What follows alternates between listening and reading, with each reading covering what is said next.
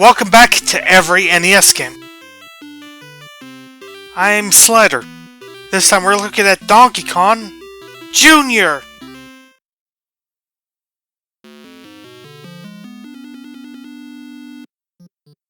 Now, like the original Donkey Kong, this is like an old arcade game that was eventually put onto the NES. And is a fairly faithful adaptation of the arcade game. As far as I'm aware, at least.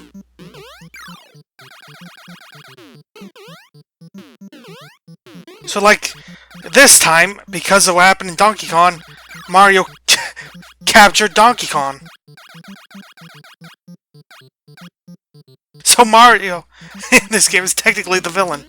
We have to play as Donkey Kong's son to save him.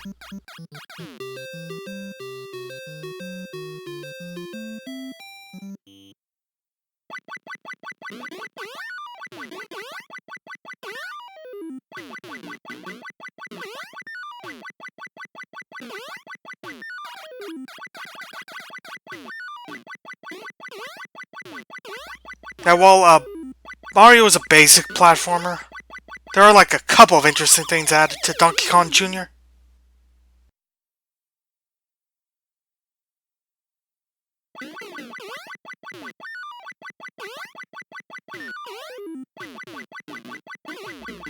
God, I'm blanking. Were those brains in Donkey Kong? I don't think they were. Out of being thrown in like level 3.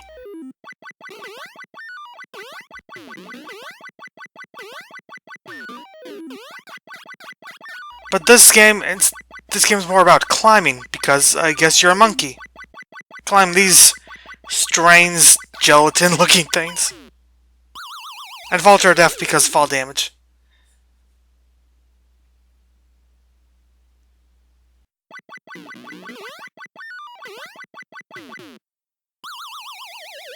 I don't even know how that happened. I mean, at best guess, we got on the top platform, and because we fell off, it somehow counted in some weird way as dying from fall damage. Old arcade games are weird, is the point.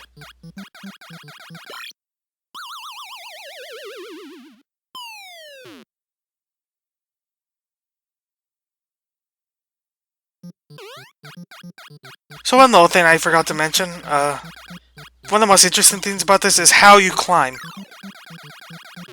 There's a subtle difference if you use 1 or 2 vines. If you use 2 vines at the same time, you can climb up quicker.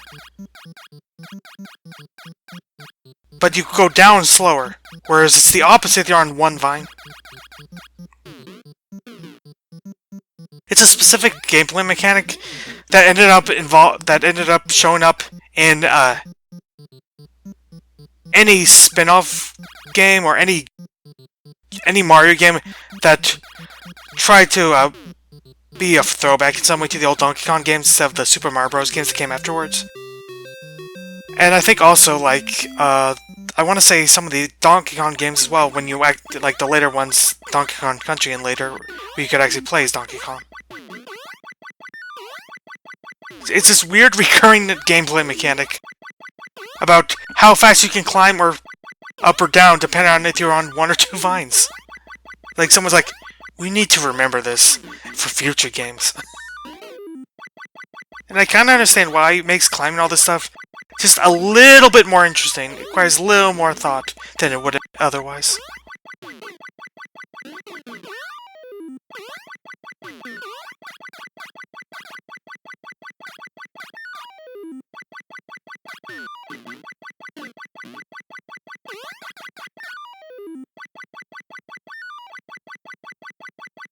The best way is to jump, but I made the mistake of that.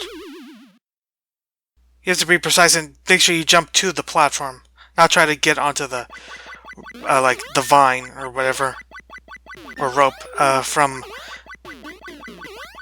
the weird, terrifying gelatinous thing that exists for no reason.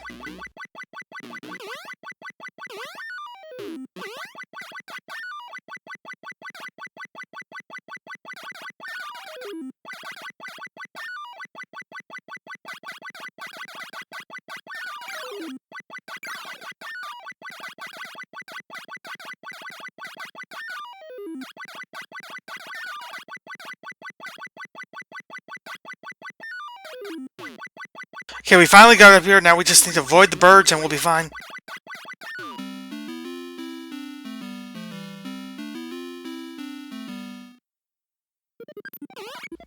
Now we're in the future, or computer, or some vaguely electronic place.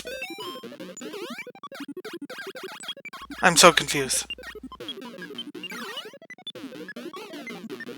Jumpman here has a lever to summon enemies, I guess, or something like that. You can drop the fruit, and hit the enemies, it'll actually hit the enemies. It's not just like an animation, which it would be in most games.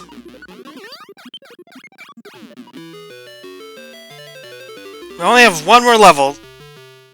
This one actually got all 4 levels, unlike the NES version of Donkey Kong.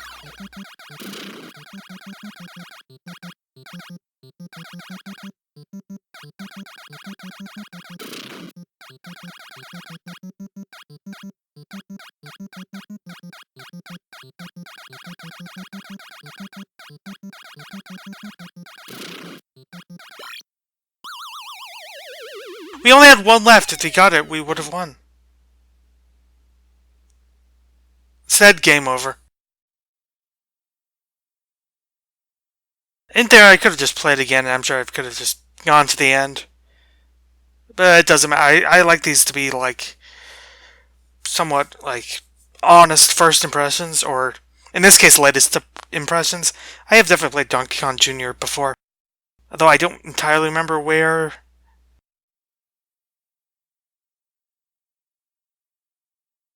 So Donkey Kong Jr., the character he plays, is maybe the most interesting thing about the game otherwise. It's this weird thing where basically he used to show up in like some of the Mario spin-off games, most notably, I believe, the original Super Mario Kart. But then after Donkey Kong Country in 1994 introduced Diddy Kong, for whatever reason they just slowly got rid of Donkey Kong Jr. and I don't think he's returned in any significant playable form in a new game. So I want to say the Mario Tennis on N64. So for some reason Donkey Kong Jr. is just gone.